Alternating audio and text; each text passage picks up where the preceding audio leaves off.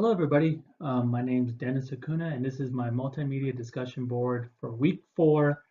And the title of my presentation is Public and Private Organizations, Similarities and Differences, submitted on June 2nd, 2018. First, I would like to do a quick overview of public versus private. I chose the two companies you see on the presentation, Riverside County Department of Waste Management, which is the public agency, and Waste Management Incorporated, which is the private company. I used the bottom theorists you see on the bottom here. From left to right, you got Max Weber, Paul Appleby, Graham Allison, and Riddle and Weber. And I used their theories to show the differences and similarities between these two organizations. So let's get started. First, talk about the similarities.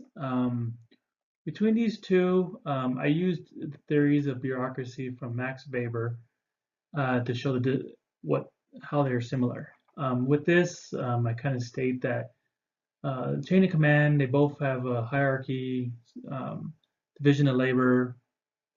So the structure is loosely based and loosely similar in both of these organizations. But that's kind of where the similarities stop. Once you dig a little bit deeper, you start heading off in different directions. And I will cover that next. Differences.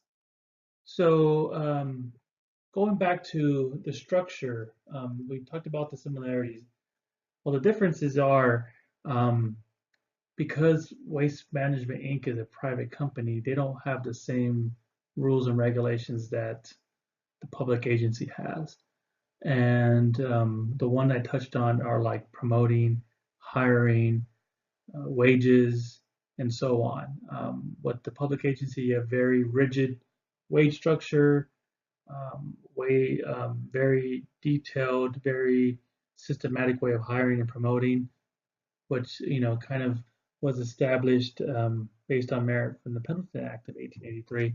Waste management, like any private company, they can hire without interviewing a bunch of people. They can promote when they feel the person's ready. They can pay.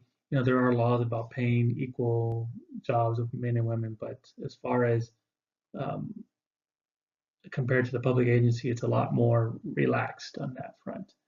Um, Moving on to additional differences, both of these companies have similar goals, objectives as far as what the company does, serve their customers.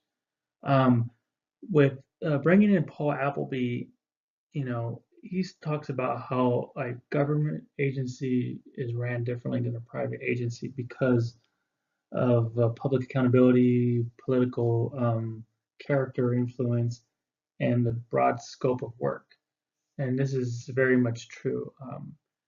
The private company, as all private companies, are ran to increase their bottom line, to make their investors happy if they have investors. So you can see right away there's a big difference there as far as the motives behind these two organizations.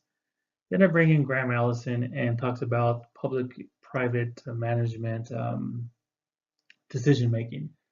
Talked about minor decisions are made similar in both of these organizations, but when you get to the more important decisions, those are where they differ.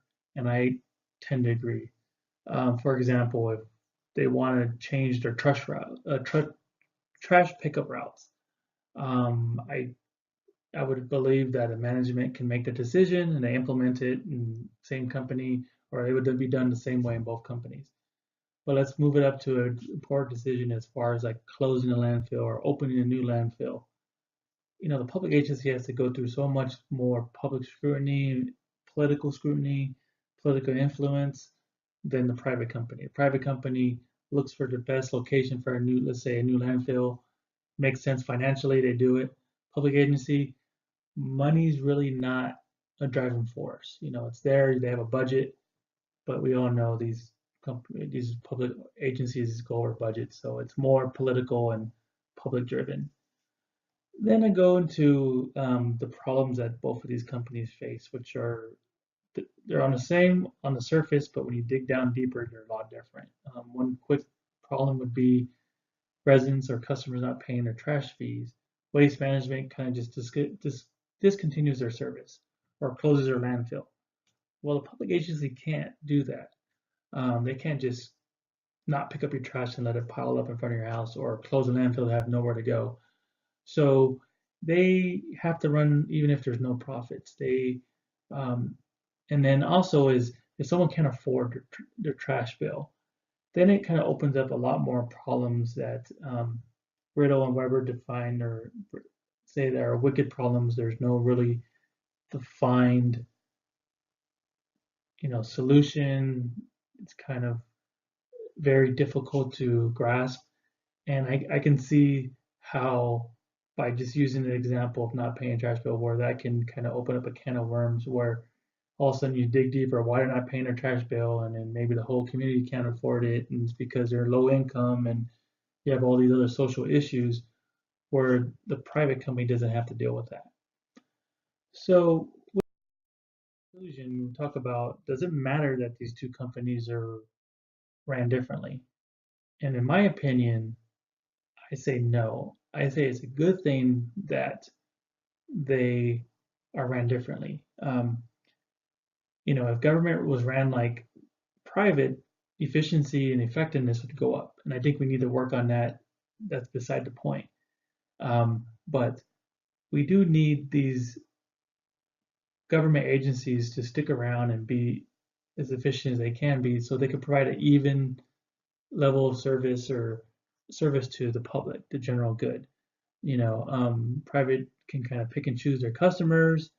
They can change up their policies and so forth. At least with the government agency, it allows everybody, the same level of service across the board. It doesn't matter who you are, how much money you have. And I think that's very important for uh, the greater good of the public. So in that next references, here's my references I pulled from, similar to my paper. And with that, I'm looking forward to hearing everybody else's presentations and good night.